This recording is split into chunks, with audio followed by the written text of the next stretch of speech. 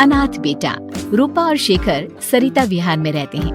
वो अपनी जिंदगी में बेहद खुश होते हैं। दोनों का शौर्य नाम का एक बेटा भी होता है, जिस पर दोनों ही अपनी जान छिड़कते हैं। शेखर, अब तो आप शौर्य को अपनी गोद से नीचे उतार दीजिए, उसके सोने का टाइम हो रहा है। नहीं रूपा, इसे मेरे पास ही रहने दो प्लीज। मैं थोड़ी देर में इसे बिस्तर में सुला दूंगा। लेकिन कल सुबह आपकी ऑफिस में मीटिंग भी तो है ना, और इसके लिए आपको कल जल्दी भी तो निकलना होगा। जाइए, आप भी जाकर सो जाइए। क्या यार, अभी तो मेरी गोद में आया था मेरा बेटा और तुम उसे लेकर जा रही हो। बाद में कर लेना अपने बेटे से प्यार, अभी जाकर सो जाइए। रूपा शेखर से शौर्य को ले रही होती है कि तभी शौर्य रोने लगता है। शौर्य को रोता देखकर रूपा उसे फिर से शेखर को थमा देती है।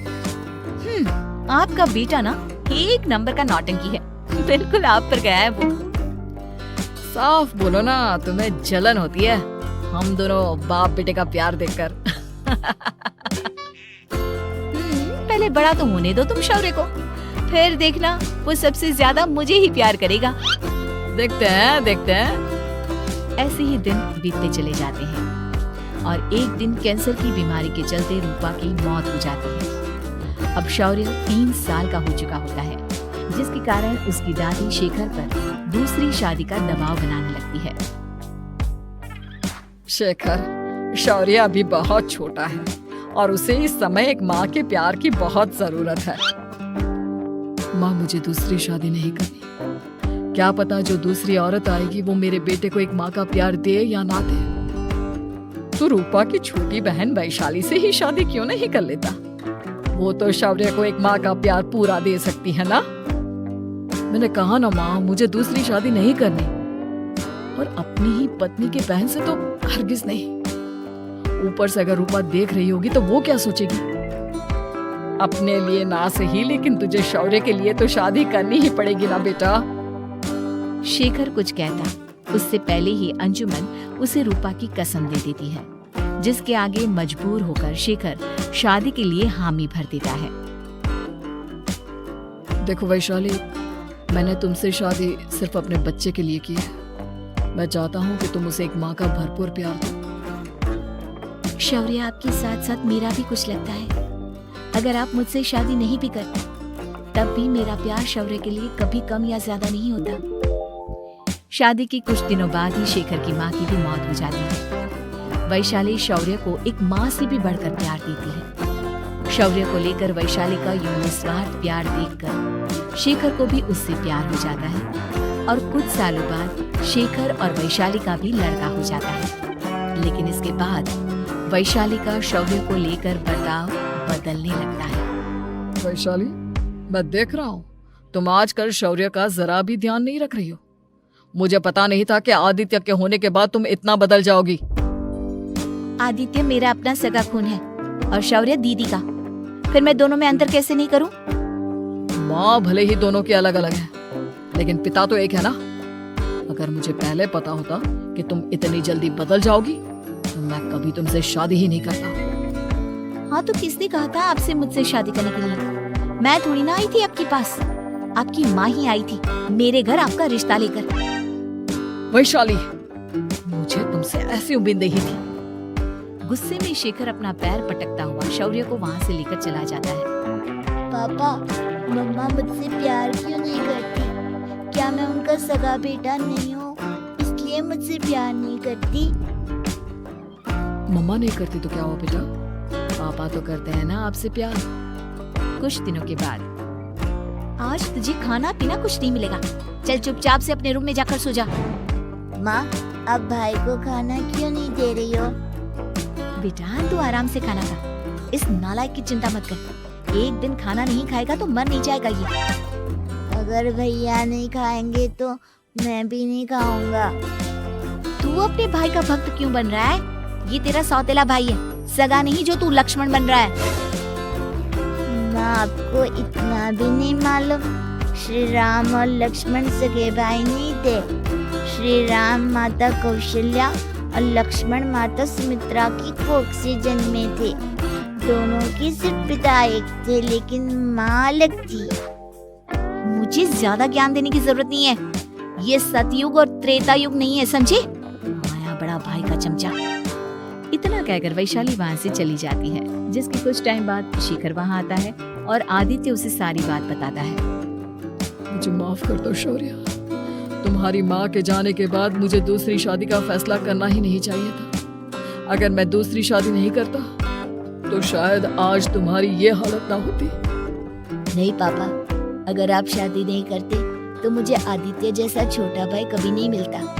थैंक यू मुझे इतना अच्छा भाई देने के लिए। तुम दोनों हमेशा ऐसे ही साथ रहना, फिर कोई भी तुम दोनों का कुछ नहीं बिगाड़ पाएगा। चलो मैं तुम दोनों को आइसक्रीम खिला कर लाता हूँ, बहुत भूख लग रही है ना। शिखर शौर्य और आदित्य को आइसक्रीम दिलाने लेकर जाता है। वो दोनों को पार्क में खड़ा करके आइसक्रीम लेने जा ही रहा होता है, तभी तेज रफ्तार से आती हुई एक गाड़ी उसे कुचल देती है और उसी पल शेखर की मौत हो जाती है, जिसके बाद शौर्य की जिंदगी नर्क से भी बदतर हो जाती है। सुन रहे चिरकुट, इस घर के किसी भी सामान को मेरी मर्जी के बगैर हाथ मत लगाना। इन सब पर अब तेरा कोई हक नहीं है, समझा? ठीक है माँ, मैं आपकी इजाजत के बगैर किसी चीज को हाथ नहीं लगाऊंगा। चल जाकर अब पूरे घर की सफाई कर। महज 7 साल का शौर्य वैशाली के कहने पर अपने नन्हे नन्हे हाथों से पूरे घर की सफाई करने लगता है। ऐसे ही दिन बीतने लगते हैं, लेकिन मासी से माँ बनी वैशाली को उस मासूम से बच्चे पर जरा भी तरस नहीं आता। क्यों शौर्य, ये घर में इतनी गंदगी कैसे हो रही है? ढंग से सफाई नहीं की है क्या तूने? माँ मैंने तो अच्छे से सफाई की थी, लेकिन आदित्य बार बार इधर उधर चलकर गंदा कर देता है। अच्छा, खुद से एक काम ढंग से नहीं होता और अपनी गलतियों का जिम्मेदार मेरे बेटे को ठहराता है। इतना कहकर वैशाली बांस का डंडा उठाकर शौर्य को जोर जोर से मारने लगती है। तभी वहां वैशाली के मायके वाले भी आ जाते हैं और उसकी सारी करतूतें देख लेते हैं। माँ मैं ऐसा क्या करूं जिससे आप मुझे भी आदित्य के जितना प्यार करोगी? बोलिए ना माँ, मेरे क्या करने से आपके अंदर मेरे लिए ममता जागेगी? वैशाली शौर्य की एक नहीं सुनती, उसके ऊपर डंडे बरसाती जाती है। हद पार होते देख वैशाली की माँ उसका हाथ पकड़ती है और जोर से उसे थप्पड़ मारती है। यही सब करने के लिए तूने दामाद जी से शादी की थी? हमने सपने में भी तुझसे ऐसी हरकत की उम्मीद नहीं की थी। तू माँ नहीं, माँ के नाम पर एक धब्बा है।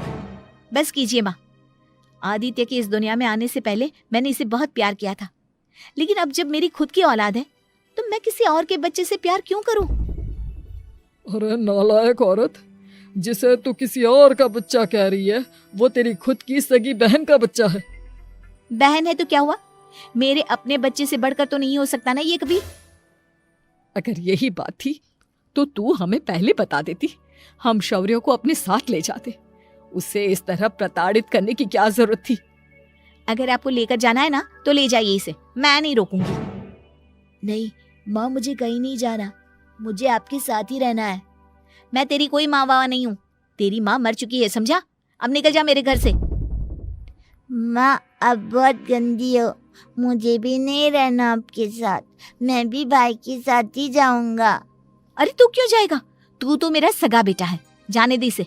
हम यहाँ ऐश से रहेंगे, तुम्हारे पापा बहुत सारी जमीन जायदाद छोड़ गए हैं तुम्हारे लिए। नहीं माँ, मुझे भाई के साथ जाना है। आप अच्छी नहीं हो, आप बहुत बुरी हो, आप भाई को बहुत परेशान करती हो। देख वैशाली, तुझसे ज्यादा समझ तो इस मासूम बच्चे में है। ये तेरे बुरे कर्मों का ही नतीजा है जो आज तेरी सगी औलाद खुद से तुझे ठुकरा रही है। आदित्य, तुझे इस शौर्य ने भड़काया है ना मेरे खिलाफ? नहीं माँ, मुझे किसी ने भड़काया नहीं, पर मैं सब देखता हूँ, सब समझता हूँ। भाई बहुत अच्छा है, वो आपकी जैसा नहीं है। चलिए नानी। इतना कहकर वैशाली के मायके वाले आदित्य और शौर्य को अपने साथ ले जाते हैं और इस तरह वैशाली बड़े से घर में अकेली पड़ जाती है। 2 बेटों के होते हुए भी आज उसे माँ कहकर बुलाने वाला कोई नहीं होता।